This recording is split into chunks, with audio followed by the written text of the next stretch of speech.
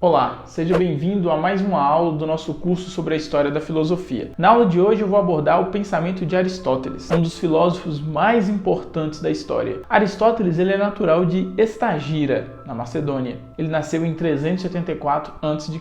Aristóteles estudou várias áreas do conhecimento, até mesmo a biologia. Isso se deve, talvez, por influência do seu pai, Nicômaco, o qual era médico. Aristóteles sai de Estagira aos 18 anos e vai para Atenas. Ele permanece ali por 19 anos. E ao longo desse período de permanecer em Atenas, ele estudou na Academia de Platão. Inclusive, Platão, mestre de Aristóteles, desenvolveu uma filosofia que Aristóteles não concordava. Embora Aristóteles fosse discípulo de Platão, Aristóteles desenvolveu um pensamento diferente do seu mestre. Isso é muito comum na história da filosofia. O Aristóteles desenvolve uma reflexão que é oposta à proposta de Platão.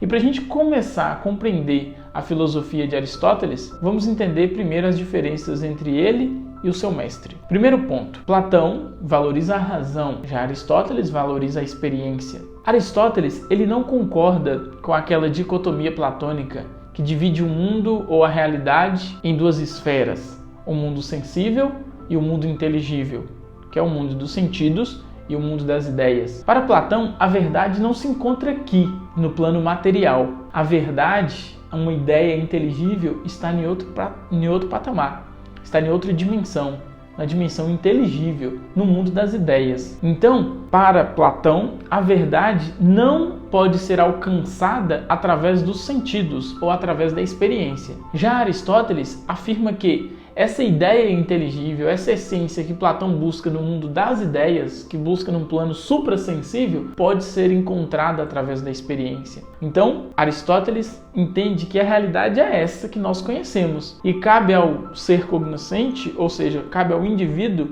buscar através da observação, através da utilização dos seus sentidos, entender a essência de cada ser a partir do próprio ser. Essa é a principal diferença.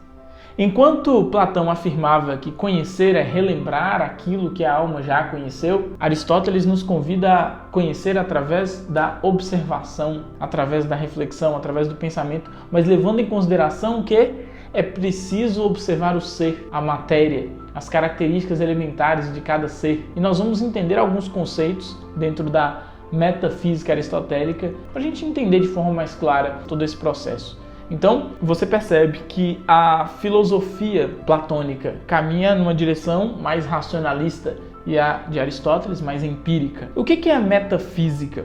A metafísica, também chamada de filosofia primeira, ela busca compreender aquilo que está além da matéria. Meta, além, física, physis, natureza. Mas não é buscar aquilo que está além da natureza, além da matéria, num outro plano. Não. É buscar compreender a essência de cada coisa. Aquela substância imaterial que está presente em todo ser. Então, Aristóteles, nos seus estudos metafísicos, ele vai trazer uma série de conceitos que nós vamos estudar hoje, que vai te mostrar como é possível, através da observação, através da utilização dos sentidos, identificar aquilo que está além da matéria e que é presente, ou que está presente em todo ser. Aristóteles também desenvolveu a lógica, ele é considerado o pai da lógica. Ele acredita que é preciso entendermos como o ser humano constrói um conhecimento verdadeiro. E ele acredita que o conhecimento verdadeiro é fruto do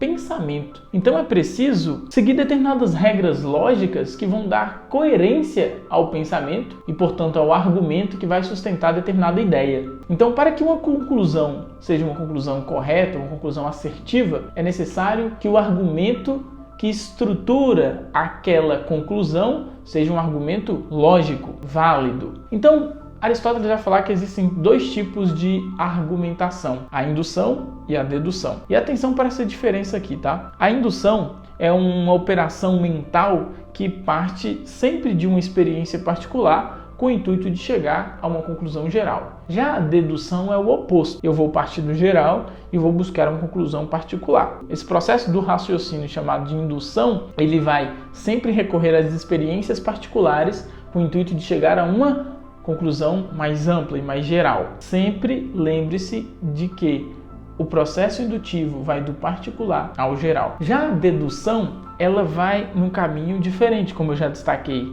É um processo de raciocínio que não recorre à experiência. Na dedução, eu vou partir de uma noção ampla e vou buscar uma conclusão particular. Então, na dedução, nós temos uma premissa maior, uma premissa menor e, por fim, uma conclusão particular. Então, acompanhe comigo um exemplo. Todo ser humano é mortal. Premissa maior. Sócrates é um ser humano. Premissa menor. Logo, Sócrates é mortal. Uma conclusão particular. Aristóteles destaca que a ciência ela não vai trabalhar especificamente com o Sócrates, dentro do exemplo nosso aqui, né? Não vai buscar especificamente um caso.